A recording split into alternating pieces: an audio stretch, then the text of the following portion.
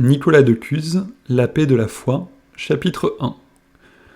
À la suite de la divulgation des récentes atrocités du roi des Turcs à Constantinople, un homme qui avait vu autrefois ces régions fut assez échauffé par le zèle divin pour supplier avec force gémissement le Créateur de l'univers de mettre un frein dans sa bonté à la persécution qui sévit aujourd'hui avec plus de rigueur que jamais, à cause de la diversité des rites religieux.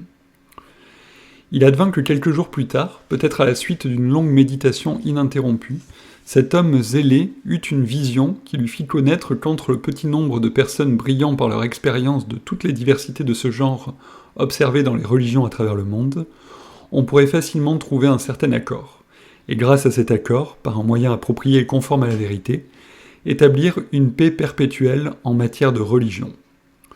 C'est pourquoi, afin que cette vision vînt un jour à la connaissance de ceux qui ont la charge de si grandes responsabilités, il la nota ci-dessous, autant que sa mémoire la lui présentait. Rapide commentaire de ce passage, vous voyez que Nicolas de Cuse, déjà, présente le point de départ de son travail comme les douleurs, les souffrances créées par la diversité des religions. Le projet qu'il y a derrière son travail est l'établissement d'une paix perpétuelle en matière de religion, et il présente le traité, alors évidemment il se met en retrait, ne mentionne pas son nom, mais l'homme zélé dont il parle, c'est bien évidemment lui qui se met lui-même en scène dans son livre. Et il présente sa réflexion comme le fruit, non pas d'un travail justement de réflexion et de travail de la raison, mais comme le fruit d'une vision, d'une certaine manière, d'une révélation privée, quelque chose qu'il a reçu dans une vision suite à une longue méditation ininterrompue. Vous allez voir donc à la suite de la lecture que c'est bien sous la forme d'une vision mystique qu'il présente les choses. Et donc voilà, son projet se présente comme une sorte de programme utopique de résolution de la violence religieuse sur la planète. Je reprends la lecture. Il fut ravi en effet en un haut lieu d'intellection, ou pour ainsi dire, entre les morts, en procédant en conseil de la manière qui suit à l'examen de cette question sous la présidence du Tout-Puissant. Le roi du ciel et de la terre disait en effet que des messagers affligés, venant du royaume de ce monde, lui avaient porté les gémissements des opprimés, disant que beaucoup d'hommes prenaient les armes les uns contre les autres pour des motifs religieux, et par la force contraignaient les hommes, sous peine de mort, à renier la croyance d'une secte à laquelle ils appartenaient de longue date. Et nombreux de toute la terre arrivaient les porteurs de ces lamentations que le roi ordonna de faire comparaître devant l'assemblée plénière des saints. Or tout cela semblait, peut-on dire, connu des habitants du ciel, puisque le roi même de l'univers, dès le principe, les avait établis à la tête de chaque province et de chaque religion du monde. Il ne se présentait pas en effet sous une apparence d'homme, mais de puissances intellectuelles. Alors, bien évidemment, là, les messagers dont il s'agit, dans le fond de pensée théologique qui est celui de Nicolas de Cuse, ces messagers sont des anges, et vous voyez apparaître dans sa présentation l'idée des anges gardiens des nations et gardiens de chaque grand ensemble culturel, religieux du monde. Il y a une conception des anges gardiens, à la fois des anges gardiens personnels et des anges gardiens des nations. Et donc la dramaturgie qu'il présente est la suivante. Dieu, par l'intercession des anges, prend conscience de la douleur, de la souffrance qu'éprouvent les hommes à cause de la diversité religieuse, et donc il prend le temps d'écouter ces messagers et va travailler à la proposition d'une réponse. Je reprends la lecture. Un seul de ces princes prit alors la parole au nom de tous ses envoyés, disant « Seigneur, roi de l'univers, aucune créature n'a-t-elle rien que tu lui aies donné ?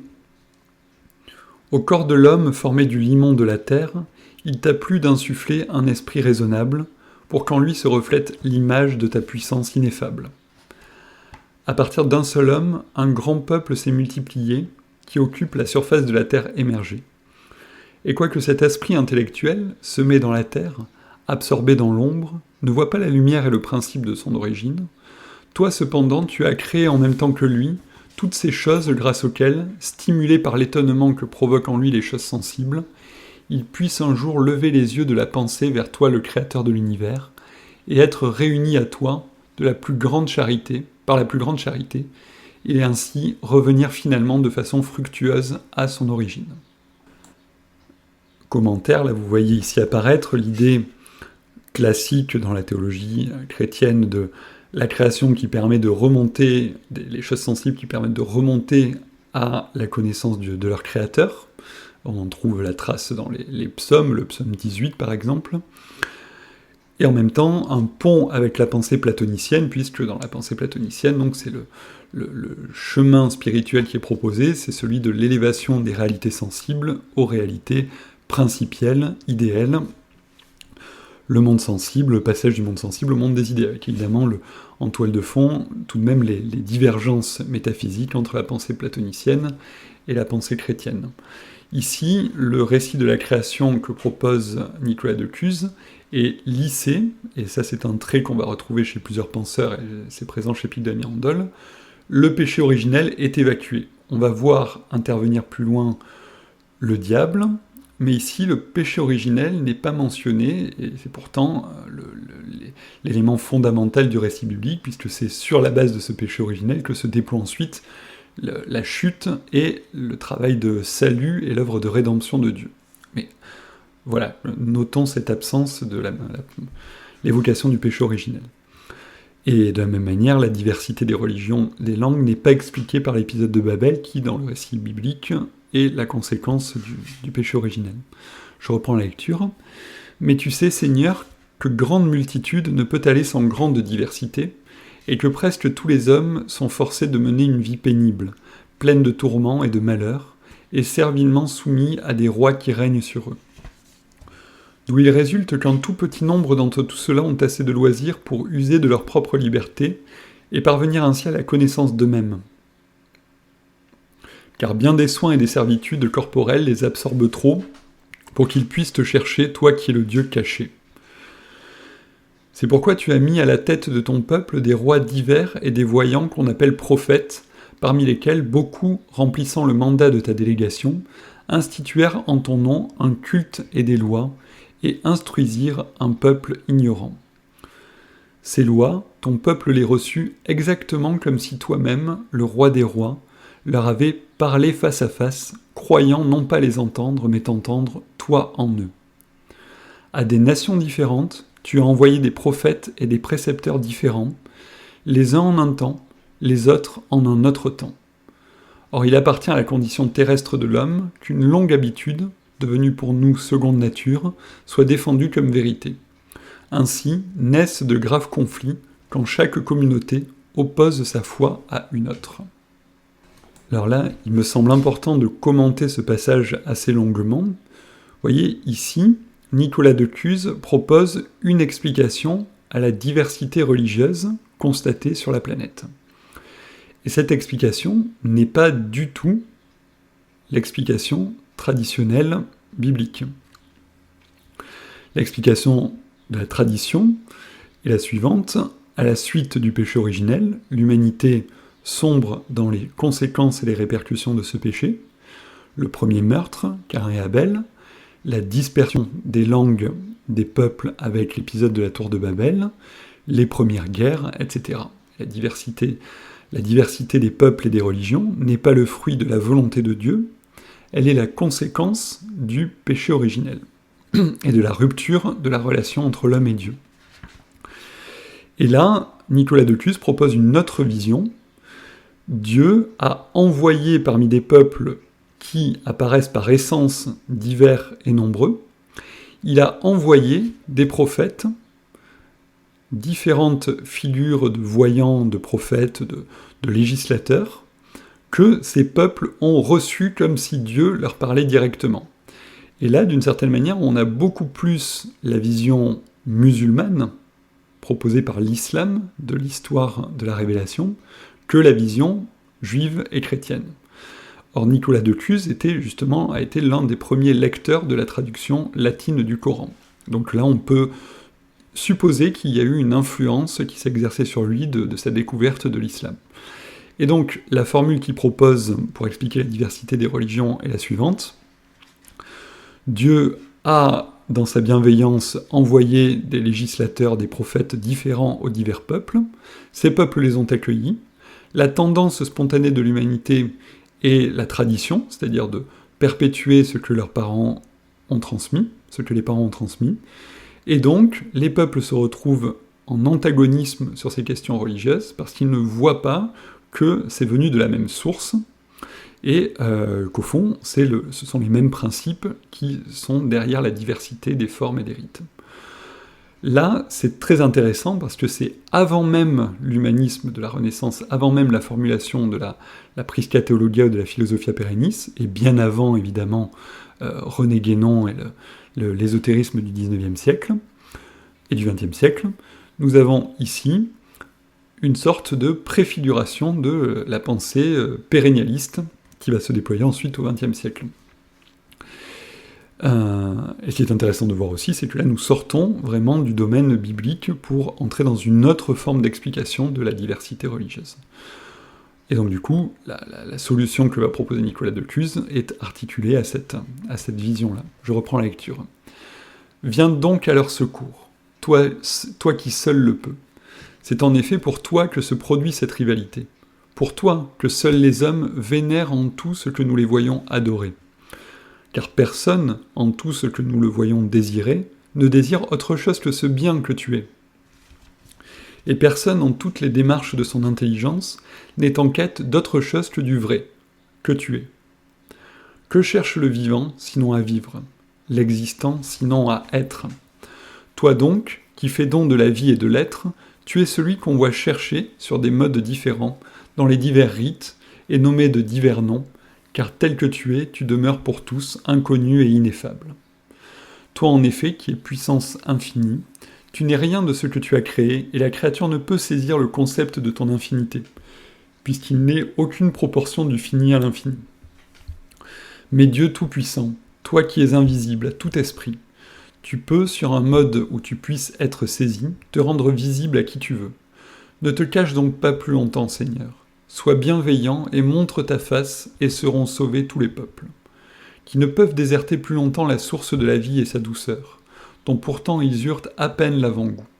Car personne ne s'écarte de toi, sinon parce qu'il ne te connaît pas. » Rapide commentaire, là, nous voyons chez Nicolas de Cluse un grand optimisme qui est très partagé ensuite par ses suiveurs à la Renaissance, un grand optimisme sur la volonté de l'homme à vouloir trouver Dieu et accepter ce qu'il révèle de lui, accueillir ce qu'il révèle de lui.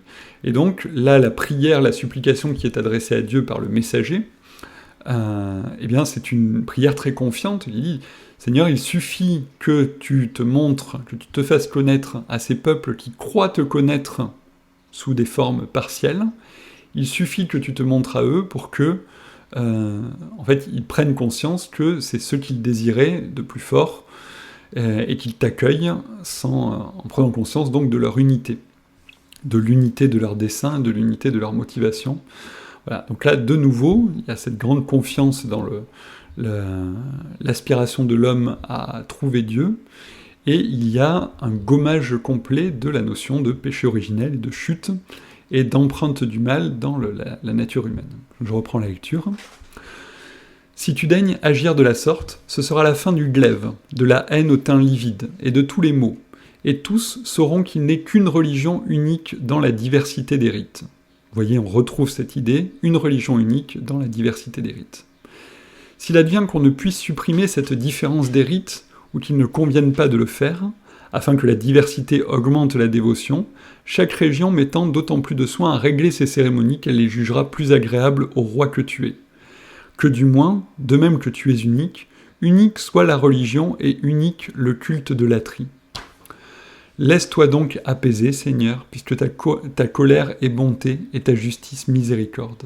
Épargne ta faible créature, ainsi nous tes mandataires, à la garde desquels tu as confié ton peuple, et que tu regardes présentement, nous supplions humblement ta majesté par toutes les prières qu'il nous est possible de t'adresser. » Rapide commentaire, vous voyez, il y a dans cette prière du messager un espace qui est ménagé pour la possibilité d'une diversité des rites. Si vraiment cette diversité est nécessaire, pourquoi pas, mais que ce soit sous le chef d'une seule et unique religion, de la seule vraie religion. Et donc là, nous pourrions voir dans cette démarche de Nicolas de Cuse, justement comme je viens de le dire, la préfiguration, une anticipation de ce qui va se passer plus tard avec la Philosophia Perennis et ses variantes au fil des siècles qui suivront, mais la grande différence, vous allez la voir apparaître très vite, c'est que, pour Nicolas de Cuse, cette supra-religion qui doit réconcilier toute l'humanité sous un seul chef, eh bien, vous allez rapidement vous rendre compte que cette religion, c'est la religion chrétienne, et pas une religion chrétienne rabotée d'une certaine manière, au dogme lissé pour avoir un petit dénominateur commun qui puisse mettre tout le monde d'accord, mais une religion chrétienne exigeante qui maintient la totalité de ses dogmes et de ses formulations dogmatiques. Donc, vous allez voir au fil des chapitres suivants se déployer la formulation de cette religion récapitulante que Nicolas de Cuse appelle de ses vœux. Chapitre 2. En réponse à cette supplication de l'archange, tous les habitants du ciel s'étant inclinés d'un même mouvement devant le souverain roi, celui qui était assis sur le trône déclara que l'homme avait été livré à sa liberté, mais que dans cette liberté, il avait créé capable d'être associé à lui. Mais puisque l'homme animal et terrestre, sous la domination du prince des ténèbres, est retenu dans l'ignorance, marchant selon les conditions de la vie des sens, qui n'appartient qu'au monde du prince des ténèbres, et non suivant l'homme intérieur pourvu d'intelligence, dont la vie appartient à la région de son origine, il déclara avec beaucoup de soin et de diligence, il avait rappelé l'homme égaré par l'entremise de divers prophètes, qui en comparaison des autres hommes étaient des voyants. Enfin, lorsque ces prophètes eux-mêmes ne furent plus en mesure de résister suffisamment au prince de l'ignorance, il a envoyé son Verbe, par qui il a fait aussi les siècles. Il le revêtit de la nature humaine, pour qu'au moins de cette façon, il éclairât l'homme qui est éducable et doué d'un très libre arbitre, et que celui-ci se rendit compte qu'il devait marcher selon l'homme intérieur, et non selon l'homme extérieur, s'il espérait revenir un jour à la douceur de la vie immortelle. Et le Verbe, ayant revêtu l'homme mortel, témoigna dans son sang en faveur de cette vérité. L'homme est capable de la vie éternelle, et pour l'atteindre, il doit tenir pour néant la vie animale et sensible. Et la vie éternelle elle-même n'est rien d'autre que l'ultime désir de l'homme intérieur, c'est-à-dire la vérité, la seule chose que l'on désire, et qui en tant qu'elle est éternelle, éternellement nourrit l'intellect. Mais cette vérité qui nourrit l'intellect n'est rien d'autre que le Verbe lui-même, en qui toutes choses sont enveloppées, et par qui tout se développe, et qui a revêtu la nature humaine pour que chaque homme, selon le choix de son libre arbitre dans sa nature d'homme, ne doutât pas d'être capable d'atteindre, dans cet homme qui est aussi le Verbe, l'immortel aliment de la vérité. Et il ajouta, « Tout cela ayant été fait, que reste-t-il qui put être fait et qui n'ait pas été fait ?» Alors, vous voyez dans ce passage l'illustration de ce que je vous ai dit précédemment. La réponse, donc le roi qui prend la parole, c'est Dieu en tant que Père, la première personne de la Trinité, qui prend la parole et qui dit « Je suis conscient des difficultés que vous m'exposez, mais la réponse a déjà été donnée, le Verbe a été envoyé dans le monde, le Fils de Dieu, Jésus-Christ, il a attesté de la seule vraie religion par son sang, témoignant dans son sang en faveur de cette vérité. Il a donné la réponse, le chemin qui permet de revenir à moi, avec une réponse là très néo-platonicienne, tenir pour néant la vie animale et sensible pour la vie suprasensible de l'homme intérieur. Je dis néo-platonicienne parce que c'est dans la pensée, dans la théologie classique médiévale, cette réponse n'aurait pas du tout été la même chez Thomas d'Aquin, par exemple, qui est tout de même le théologien majeur de la période précédente. Chez Thomas d'Aquin, les passions, tout ce qui relève de la vie sensible de l'homme, avec l'anthropologie qui sous-tend cette pensée que la corporéité de l'homme a été voulue par Dieu, les passions de l'homme ne sont pas mauvaises en elles-mêmes, elles ont simplement à être converties et orientées vers Dieu. Alors que là, dans la réponse plus néo-platonicienne à cette question, le chemin semble être un chemin de désincarnation et un chemin de passage de la corporéité à une existence spirituelle. Alors chez Nicolas de Cus, c'est à la frontière entre les deux.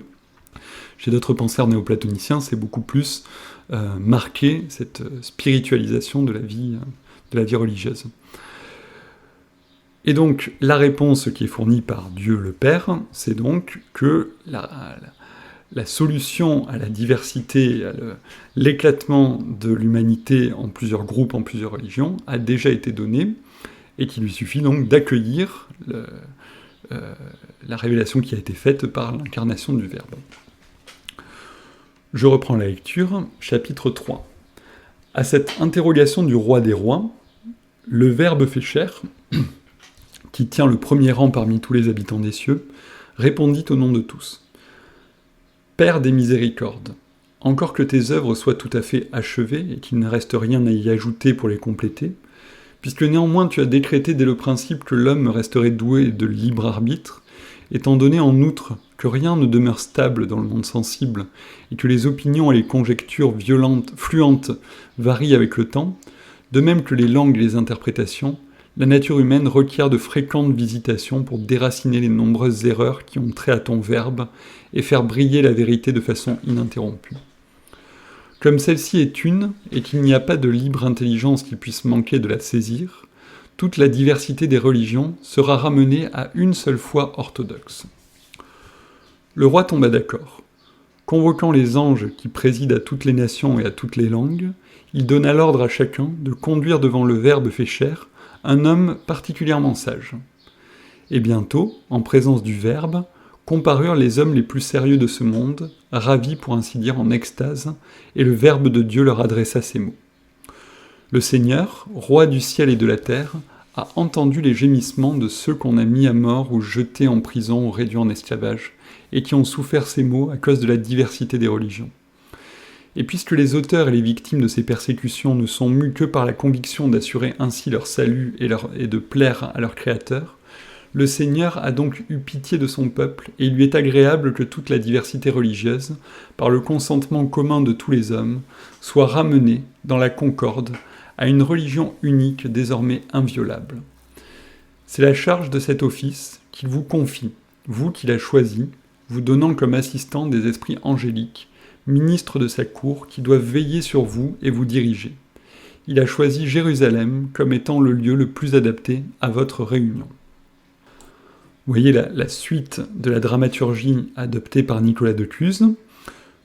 Dieu donc convoque devant lui des figures, des hommes particulièrement sages de chaque nation, de chaque peuple, de chaque religion, et ces hommes vont être chargés de porter le message d'unité de Dieu qui va appeler la totalité de l'humanité à l'unité, à la réconciliation. La perspective proposée par Nicolas de Cluse, dans une logique théologique traditionnelle, ne pourrait pas être autre chose qu'une perspective eschatologique. Ne pourrait être que à la fin des temps, que l'unité du genre humain est rétablie par l'accomplissement final de la récapitulation et de l'achèvement de l'œuvre du salut. Dans la perspective que propose Nicolas de Cluse, alors nous sommes toujours dans le domaine de l'imaginaire, d'une certaine manière, il décrit la vision qu'il a eue, il décrit la manière dont Dieu propose de résoudre cela. La frontière entre le réel et l'imaginaire n'est pas totalement affichée, on ne sait pas trop comment Nicolas de Cluse souhaite présenter les choses. En tout cas, le projet semble bien être un projet pour ici et maintenant, c'est-à-dire quelque chose de très concret et applicable immédiatement. Et donc, cela va passer, ça rejoint les préoccupations et les thèmes de l'ésotérisme, cela va passer donc par une espèce de collège de sages, de collège de visionnaires ou de prophètes, qui vont porter la parole de Dieu aux différents peuples. Je reprends la lecture. À quoi, chapitre 4, à quoi l'un des délégués, plus âgé que les autres, un grec, comme on s'en rendit compte, répondit alors, après s'être prosterné. Nous disons les louanges de notre Dieu, dont la miséricorde s'étend sur toutes ses œuvres, et qui seul peut faire qu'une si grande diversité de religions soit ramenée à une paix unique et harmonieuse. À son précepte, nous qui sommes son ouvrage, ne pouvons qu'obéir. Cependant, nous prions maintenant qu'on nous montre comment pourrait être instaurée par nos soins cette unité de la religion, car chaque nation, quelle qu'elle soit, cela sera difficilement convaincre par nous de recevoir une autre foi que celle qu'elle a défendue jusqu'ici, même au prix de son sang. Le Verbe répondit : « Ce n'est pas une autre foi, mais la même et unique foi que vous trouverez partout présupposée. Vous, en effet, qui êtes ici présents, ceux qui parlent votre langue vous disent sages, ou du moins philosophes, c'est-à-dire amis de la sagesse. C'est vrai, dit le grec. Si donc vous aimez tous la sagesse, ne présupposez-vous pas qu'existe la sagesse en elle-même ? Tous écrièrent ensemble qu'aucun ne doutait qu'elle existât. Le Verbe poursuivit. Il ne peut y avoir qu'une seule sagesse. S'il était possible en effet qu'il y en eût plusieurs, il serait nécessaire qu'elles vinssent d'une seule, car en toute pluralité on trouve l'unité. Le grec. Nul d'entre nous n'hésite à croire qu'il n'existe qu'une seule sagesse, que nous aimons tous, et à cause de laquelle on nous appelle philosophes. Parce qu'ils y participent, il existe de nombreux sages, mais la sagesse elle-même demeure en elle-même simple et indivise. Le Verbe. Vous êtes donc tous d'accord sur l'existence d'une unique sagesse très simple, dont la force est ineffable. Et dans le déploiement de sa puissance, tous font l'expérience que sa force est ineffable et infinie. Quand en effet, la vue se tourne vers ce qui est visible et prend garde que tout ce qu'elle aperçoit provient de la force de la sagesse, et semblablement pour l'ouïe et les autres objets du sens, elle affirme que la sagesse invisible dépasse toute chose. Le grec. Nous non plus, qui avons fait ainsi profession de philosophie, n'aimons d'autre façon la douceur de la sagesse que par l'avant-goût que nous en donne l'admiration des choses offertes au sens. Qui ne mourrait pour acquérir cette sagesse, d'où émane toute beauté, toute douceur de vie et tout objet de désir ? Dans la créature humaine, à quel haut degré se reflète la puissance de la sagesse dans ses membres, dans l'ordre de ceux-ci, et dans la vie qui s'y répand, dans l'harmonie des organes, dans le mouvement, et enfin dans l'esprit raisonnable, capable d'arts admirables, sceau pour ainsi dire de la sagesse, et dans lequel, plus que partout ailleurs, comme dans une image proche se reflète la sagesse éternelle, telle la vérité dans une proche similitude.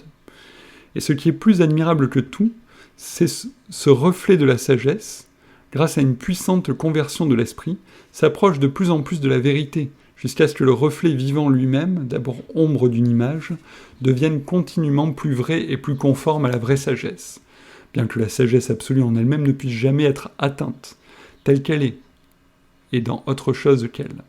En sorte que pour l'intelligence, cette inépuisable sagesse éternelle, elle-même, est ainsi une nourriture perpétuelle et indéfectible. Le Verbe. Vous en venez directement au propos où nous tendons. Ainsi donc, vous tous, qui vous recommandez de religions diverses, vous présupposez dans toute cette diversité une seule réalité, que vous nommez sagesse. Mais dites, l'unique sagesse n'embrasse-t-elle pas tout ce qui peut se dire ? Chapitre 5. L'Italien répondit, bien plus, le Verbe n'est pas hors de la sagesse. En effet, le Verbe de celui qui est souverainement sage est dans la sagesse, et la sagesse est dans le Verbe, et rien n'est hors d'elle. En effet, la sagesse infinie embrasse toute chose. Le Verbe. Si donc, quelqu'un disait que tout a été créé dans la sagesse, et un autre que tout a été créé dans le Verbe, dirait-il la même chose ou autre chose ? L'Italien.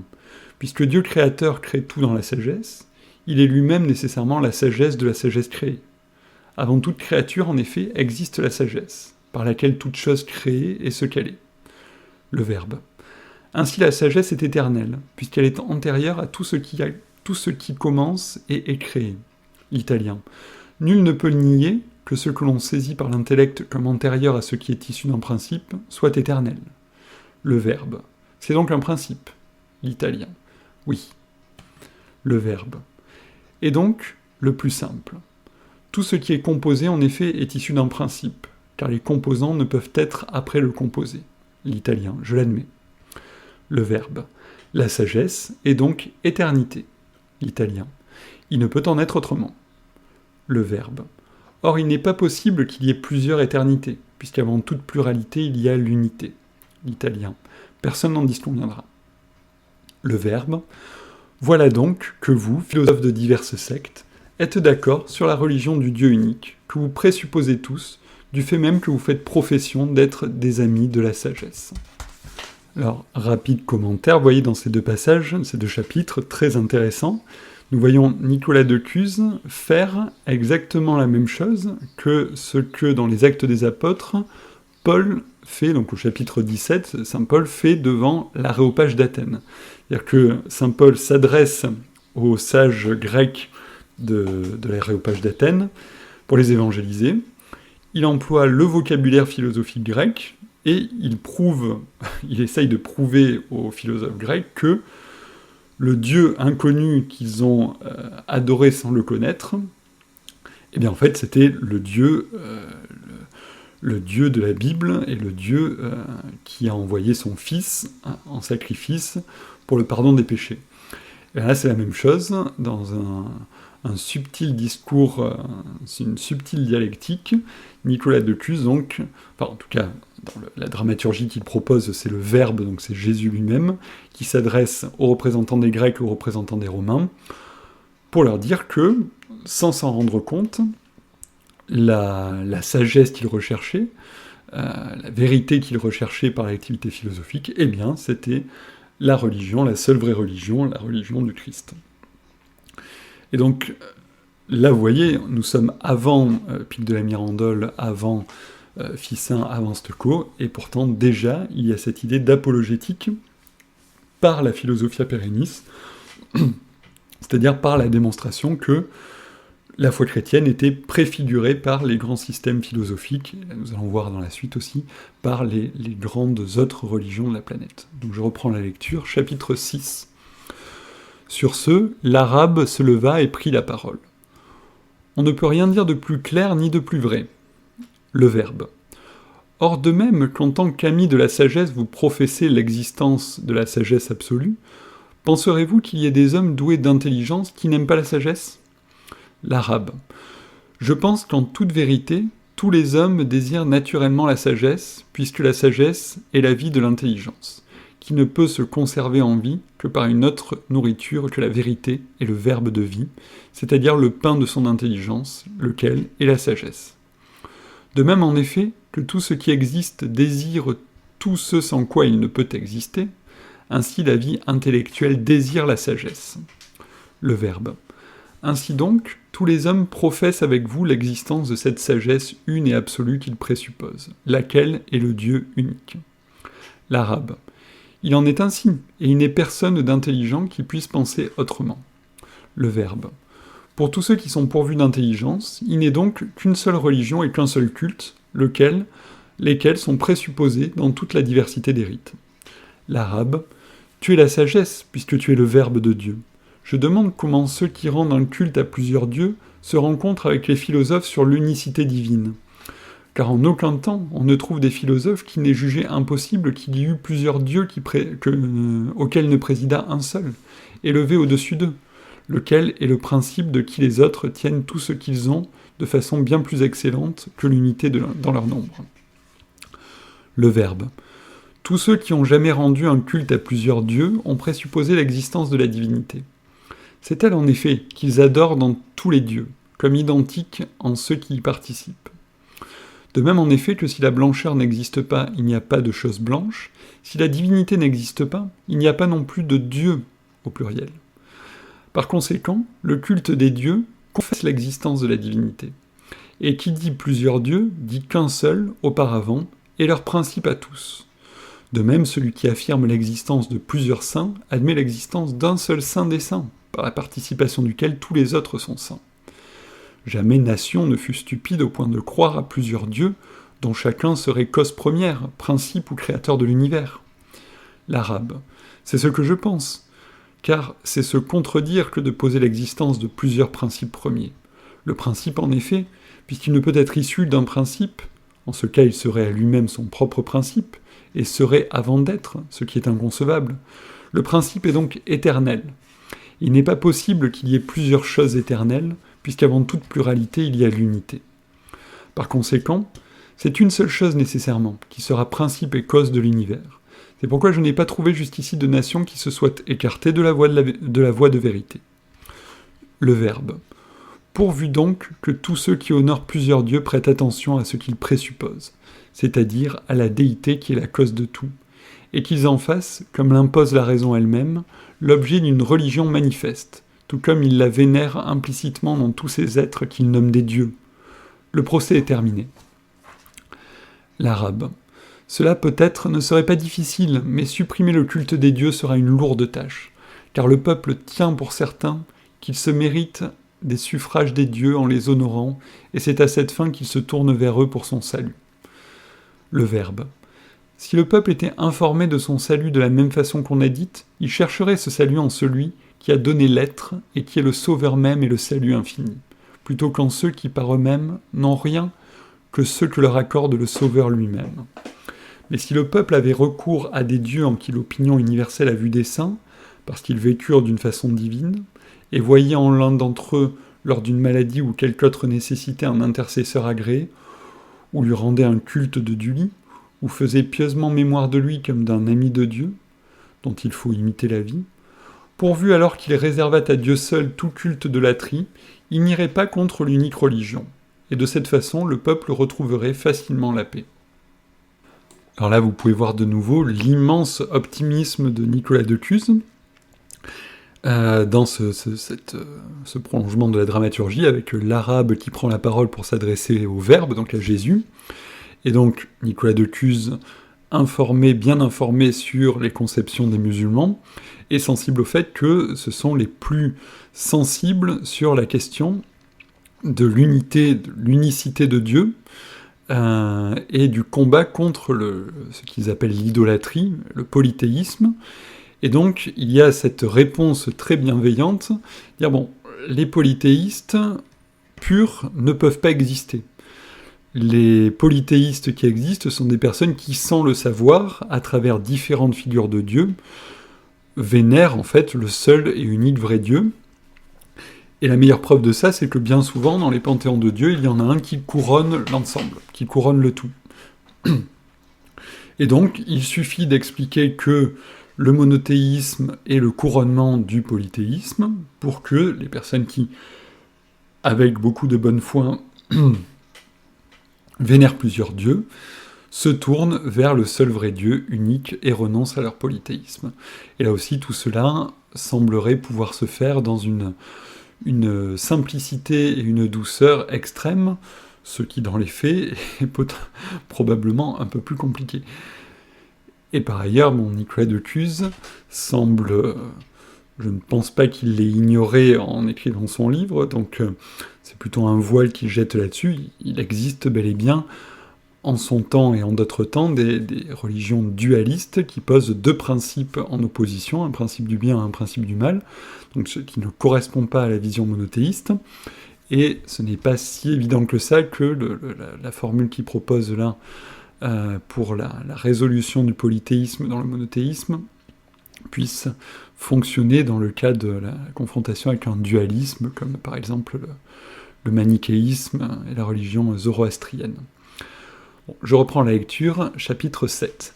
L'Indien dit alors « Qu'en sera-t-il alors des statues et des représentations figurées ?» Le Verbe. Les images qui conduisent à la connaissance de ce qui est permis dans le culte véritable du Dieu unique ne sont pas condamnées.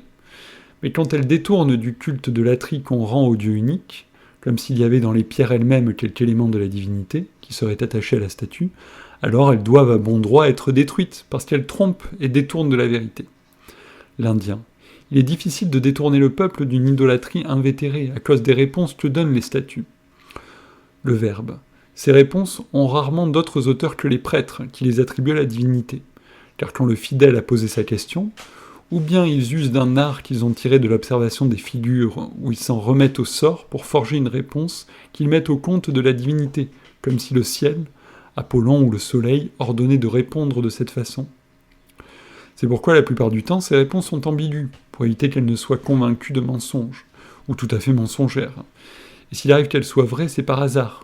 Mais quand le prêtre est habile à conjecturer, il est meilleur devin et les réponses sont plus vraies. L'Indien. on a souvent constaté qu'un certain esprit attaché à la statue donne sans aucun doute des réponses. Le Verbe, ce n'est pas l'âme d'un homme, d'Apollon, d'Esculape, ou d'un autre être honoré à titre de Dieu, mais l'esprit maléfique. Dès le principe ennemi du salut de l'homme, qui a fait croire aux gens crédules que par l'action de l'homme, il se trouvait parfois, encore que rarement, attaché à telle ou telle statue, et se voyait forcé de proférer des oracles afin de tromper. Mais quand on eut découvert la supercherie, elle cessa. C'est pourquoi aujourd'hui ces idoles ont une bouche et ne parlent pas. Quand l'expérience eut fait découvrir cette tromperie du séducteur en de nombreuses contrées, l'idolâtrie fut condamnée dans presque toutes les régions peuplées d'hommes plus sages. Il ne sera pas difficile de découvrir aussi bien en Orient la supercherie de l'idolâtrie, afin que soit invoqué un seul Dieu, en sorte que ces peuples se rangent à l'habitude des autres nations du monde. L'Indien.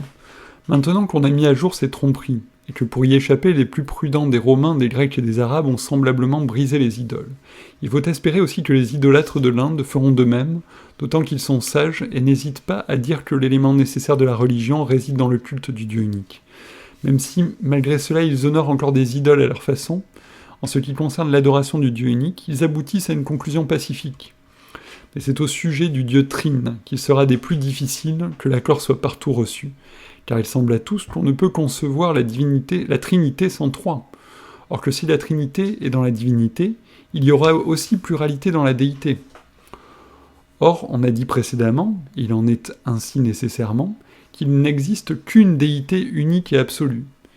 Il n'y a donc pas pluralité dans la déité absolue, mais dans ceux qui y participent, lesquels ne sont pas Dieu absolument parlant, mais Dieu par participation. Le Verbe. Dieu, en tant que créateur, est trine et un. En tant qu'infini, il n'est ni trine ni un, ni rien de ce que l'on peut dire de lui. Car les noms que l'on attribue à Dieu se tirent des créatures, puisqu'il est lui-même en soi ineffable et transcendant à tout ce que l'on peut nommer ou dire. Dès lors, puisque ceux qui honorent Dieu doivent l'adorer lui-même comme le principe de l'univers, mais que l'on trouve dans cet unique univers lui-même multitude, inégalité et séparation de parties, en effet la multitude des étoiles, des arbres et des hommes, des pierres s'impose au sens, et que d'autre part, l'unité est le principe de toute multitude. Il s'ensuit que le principe de la multitude est l'unité éternelle. On trouve dans l'unique univers une inégalité entre parties, puisqu'aucune n'est semblable à l'autre. Or l'inégalité procède par déficience de l'égalité à l'unité. De l'égalité de l'unité, pardon. Par conséquent, avant toute inégalité, il y a l'égalité éternelle. On trouve dans l'unique univers distinction ou séparation entre parties. Or, avant toute distinction, il y a le lien de l'unité et de l'égalité. Lien duquel procède par déficience la séparation ou distinction. Le lien est donc éternel, mais il ne peut y avoir plusieurs réalités éternelles. C'est donc dans une seule éternité qu'on trouve l'unité, l'égalité de l'unité, et l'union ou liaison de l'unité et de l'égalité. Ainsi donc, le principe absolument simple de l'univers est unitrine, puisque dans le principe doit être enveloppé ce qui dérive du principe, mais que dans tout ce qui dérive d'un principe est, par définition, enveloppé dans son principe. Et qu'en tout ce qui dérive du principe, on trouve une pareille distinction trine dans l'unité de l'essence. C'est pourquoi aussi le principe absolument simple de toute chose sera trine et un. Rapide commentaire, là, Nicolas de Cluse aborde deux sujets très complexes dont il met les interrogations dans la bouche de l'Indien. La question des figurations, des représentations de Dieu, à travers les statues, les formes, etc. Bon, après, il y a la question des oracles par les statues, qui est une autre question. Et la réponse est la même que pour le polythéisme, d'une certaine manière, c'est si ces représentations renvoient à l'unique vérité, à la vénération du vrai Dieu, aucun problème. Si c'est de l'idolâtrie, là par contre, cela pose problème.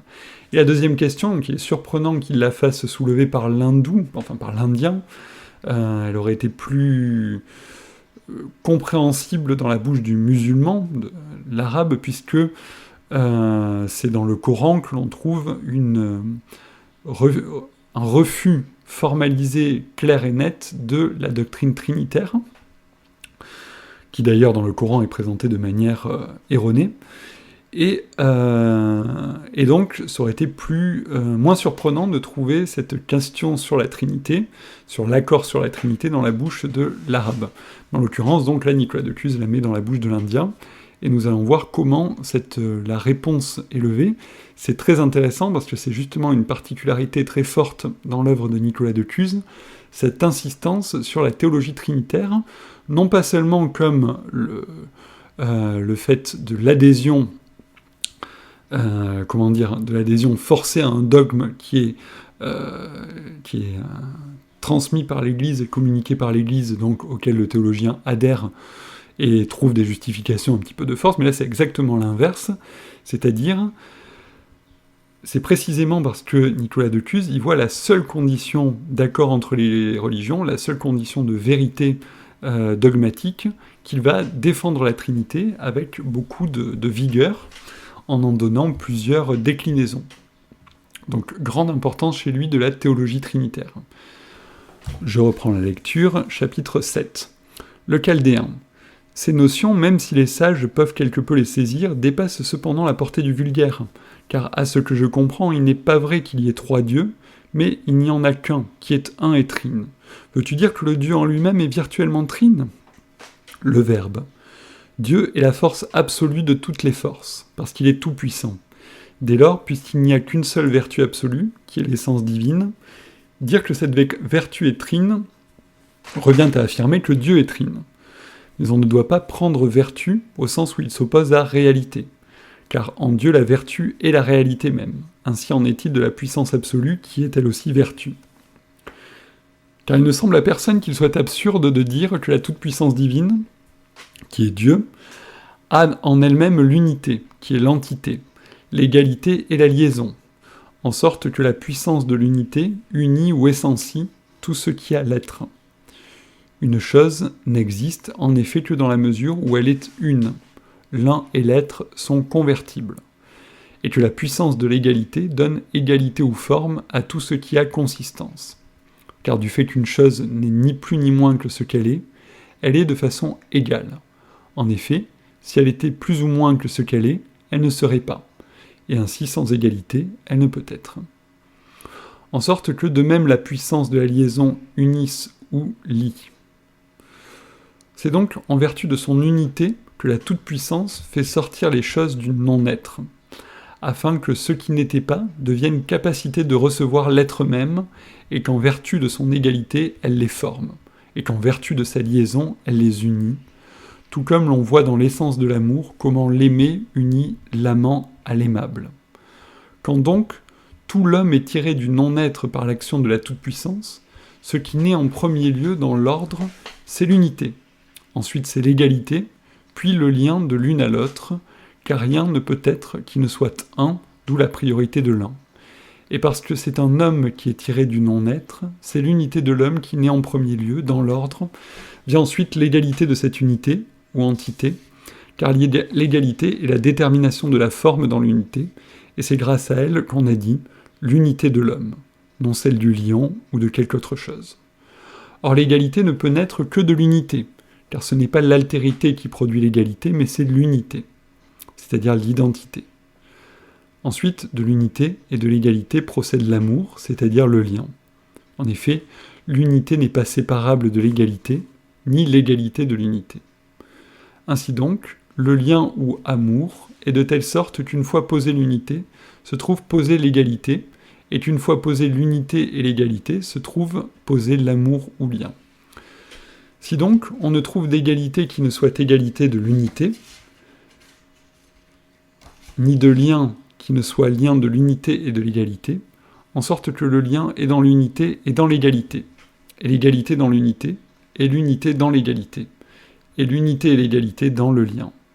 Il est manifeste qu'il n'y a dans la Trinité aucune distinction d'essence. En effet, les choses qui diffèrent par leur essence sont de telle sorte que l'une ne peut être sans que l'autre existe. Mais comme la Trinité est de telle sorte que la position de l'unité entraîne celle de l'égalité de l'unité et vice-versa, et que la position de l'unité et de l'égalité entraîne celle du lien, et vice-versa, ce n'est donc pas dans l'essence, mais dans la relation, qu'on voit de quelle manière autre est l'unité, autre l'égalité, autre la liaison.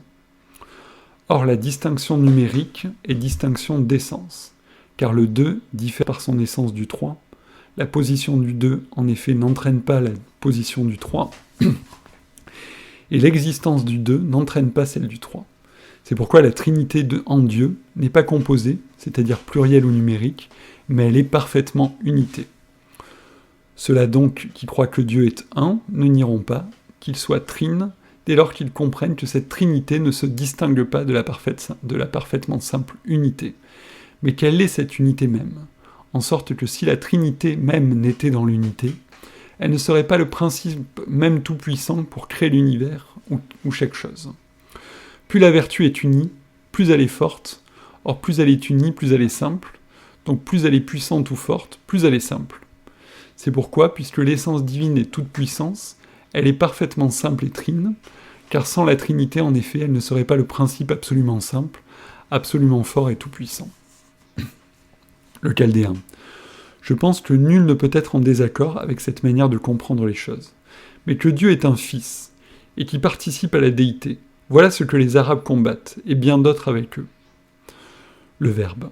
Certains appellent l'unité Père, l'égalité Fils et le lien Esprit Saint, car ces termes même, s'ils ne sont pas propres, ont cependant convenance à signifier la Trinité, car du Père vient le Fils, et de l'unité et de l'égalité du Fils vient l'amour ou esprit. La nature du Père, en effet, devient dans le Fils une certaine égalité. C'est pourquoi l'amour et le lien proviennent de l'unité et de l'égalité. Et si on pouvait trouver des termes plus simples, ils seraient plus adaptés, comme le sont unité, idité et identité. Ces termes, en effet, semblent mieux développer la toute féconde simplicité de l'essence, et il faut prendre garde à ceci, puisque l'essence de l'âme raisonnable contient une certaine fécondité, à savoir la pensée, la sagesse et l'amour ou volonté, car la pensée produit d'elle-même l'intelligence, c'est-à-dire la sagesse, desquelles procède de la volonté, c'est-à-dire l'amour. Et puisque cette trinité dans l'unité de l'essence de l'âme et la fécondité que possède cette âme à la ressemblance de la toute féconde trinité incréée, ainsi toute chose créée porte l'image de la vertu créatrice et possède à sa manière, dans une similitude proche ou lointaine, la fécondité de la toute féconde trinité qui a tout créé. En sorte que non seulement la créature tient son être de l'être divin, mais encore son être fécond, qui est trine à sa façon. De l'être parfaitement fécond, qui est trine et un, et sans lequel ni le monde ne pourrait subsister, ni la créature être de la meilleure façon possible. Alors vous voyez ici dans ce chapitre Nicolas de Cluse qui a déployé tout un argumentaire trinitaire pour montrer non pas seulement la possibilité de la Trinité, mais plus que ça, c'est d'une certaine manière presque sa nécessité, puisque pour lui, il semble inconcevable que l'unité de Dieu soit pensée séparément de sa Trinité, dans le sens où c'est ce caractère trinitaire, qui explique à la fois l'amour de Dieu, puisque l'amour n'est pensable que en tant que relation entre l'amour, ce qui est aimé et ce qui aime, donc une sorte de lien qui nécessairement implique la Trinité, la dimension trinitaire, et l'autre vocabulaire qu'il emploie, c'est celui de unité, égalité et lien, ce qui pour lui semble démontrer donc la validité de la vérité de la Trinité. Voilà, entr'acte avant la reprise de la lecture pour le chapitre 9.